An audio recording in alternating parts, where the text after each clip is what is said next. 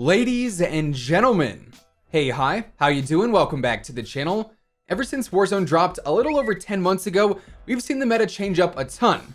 We initially had things like thermal snipers and M4s, and man, that was something different. We saw things like the Grau, the Akimbo Magnums, the underbarrel shotgun FAMAS at one point, and plenty of other weapons too, all make their way to the top of the Warzone meta, including the Bruen, which I guess kind of fell off in the recent seasons after it was ultimately nerfed. Now, the LMG category in general has always kind of been a sleeper category in my mind. There's a lot of really good LMGs out there that ultimately get overlooked by the rifles and the SMGs and whatnot. Specifically, the Stoner, the Bruen, and the PKM. Those to me are like the top dogs for the LMGs, and today I wanted to break down which of these is the go-to LMG when it comes down to it.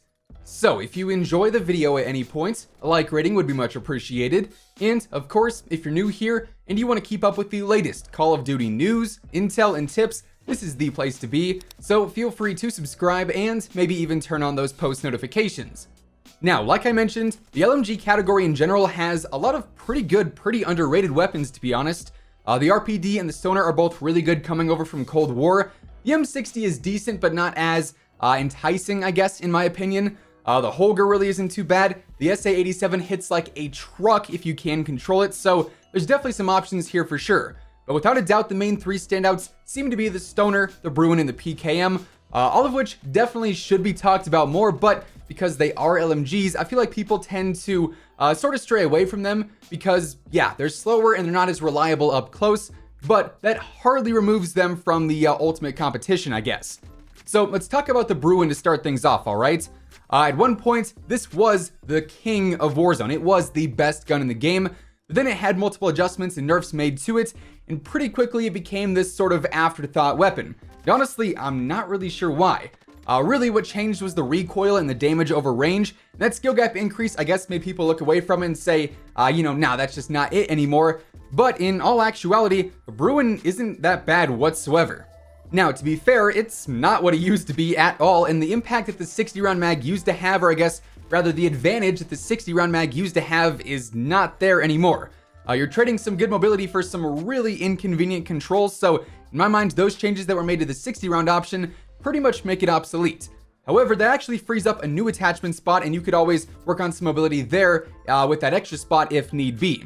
Now, outside of the fact that you are a tad bit slower and reloading takes a bit longer now, the control on the Bruen is still really nice, and its damage over range is actually pretty competitive. It's definitely the best in those medium to longer range fights, comparatively speaking, and when it comes to the setup here, I'm running the monolithic suppressor, really no surprise there. I've got the summit barrel for better range and control, the commando foregrip for better control as well. This thing has very minimal recoil at this point. Then I also use the hollow sight with that spicy blue dot optic. Then finally, the skeleton stock for some better mobility. All around, super consistent and a super underrated setup. Then let's talk about the PKM. To be honest, this is the LMG that I felt was the best in the class ever since the Bruen was nerfed. But again, I do feel like it was overlooked because it doesn't have the insane speed as some of the SMGs or the versatility of some of the assault rifles or tac rifles or anything else. But the PKM is a powerhouse that is incredibly easy to use, all right? It's not necessarily the fastest weapon in the world. I don't think anyone is using it for its speed, but when it comes to the control, you really don't have to do much. The recoil is also very minimal here, and the damage is really nice across all ranges. So you're looking at a very low risk, high reward kind of weapon that really only has the drawbacks of not being super efficient in close range fights, and obviously it's a bit slower too. But here I'm running the monolithic suppressor yet again, the heavy barrel for better range. Personally, I see no need to run the biggest barrel here. I've also got the snatch grip, which is actually one of the best attachments in the entire game. It increases your mobility and your control, so that's pretty much a win-win. Then I've also got the stippled grip tape and the blue dot hollow sight once more. Then we get to the Stoner, one of the newest additions to the LMG lineup. This to me is definitely the best of the Cold War LMGs here in Warzone because it's got great power, and much like the other two that we've already looked at here, it is really easy to use. Again, it's slower, not like that's news to anyone though, but the thing here is the Stoner doesn't work entirely like it should because of just how busted the Cold War attachments are. So while the Stoner with the setup that I run is pretty solid, I feel like once everything actually works how it should, then this thing is gonna get even better. But as it stands, I use the agency suppressor to extend that range and keep me off the radar, of course. I've got the Lancer barrel, which is its best for vehicle damage, but shout out to the man JGod for figuring this out. This is actually the best barrel for increasing bullet velocity. Not quite sure how that happened with the whole vehicle damage pro turning to that, but I guess that's just another big issue with the gunsmith right now. But yeah, the Lancer barrel is the way to go there. Then I've got the Bruiser grip, which is also broken. Surprise, surprise. That's going to help with the control just like the Field Agent grip would. I've got the 2x optic on there. 3x also works. I was kind of going back and forth with those. Then finally, I've got the SAS combat stock for better mobility. Also, for the remainder of any of these setups, I'd recommend running the MK9 or the Cold War MP5, and both the loadouts for those can be seen on the screen right now, or rather the attachment setups for those can be seen right now. Basically, you just want to have a nice CQB option for those fights, and then, as always, I'd be running EOD, Overkill, and Amped with the Semtex and the heartbeat sensor on there as well. Now, which of these LMGs is actually the best? Well, that's where things are a bit trickier because each of these kind of excels in its own unique way. So when we look at true game data and plug in the Stoner, the PKM, and the Bruen, keep in mind this is all of the base weapon stats, not factoring in attachments, but just because of how we build things, everything is essentially increasing with the same exact trajectory, so you can sort of see how it uptrend and go in certain directions if you put on certain attachments. But as we can see, the Stoner actually has the best TTK through about 40 meters or so. Then after that, we've got the PKM not too far behind.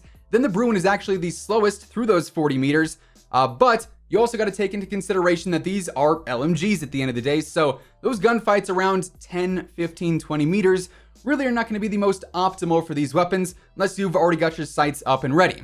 Obviously, that sprint to fire time is pretty rough on all three of these guns.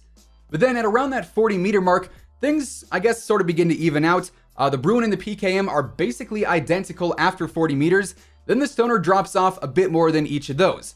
So to me, this really just comes down to what is going to be the most consistent all throughout, which is why I would say the PKM is still the best LMG in the game, and honestly, I'd say it's like a top 10 weapon right now, or very close to being a top 10 weapon, considering that it is so strong over really any range.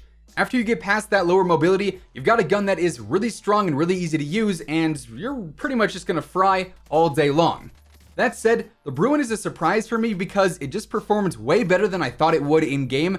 It still felt really strong, and also the Stoner definitely is not a bad option either. So long as you're not trying to beat out snipers with it, I'd say all three of these guns are pretty much viable in the current meta. But yeah, there you have it. With all of that being said, that is how the three best LMGs in Warzone compete with one another and which one I think is the best out of them all, and that's going to wrap things up for today. If you enjoyed the video, or if you found it helpful, a like rating would be much appreciated. And, of course, if you're new here and you want to stay up to date with the latest Call of Duty news, intel, updates, tips, all sorts of things like that, feel free to subscribe with your notifications turned on. That way you'll always know whenever I upload a new video. As always, if you want to check out any of my partners, be sure to use code WhosImmortal for a discount on all Scuff, G Fuel, and Control Freak products, and the links for all those can be found down in the description below.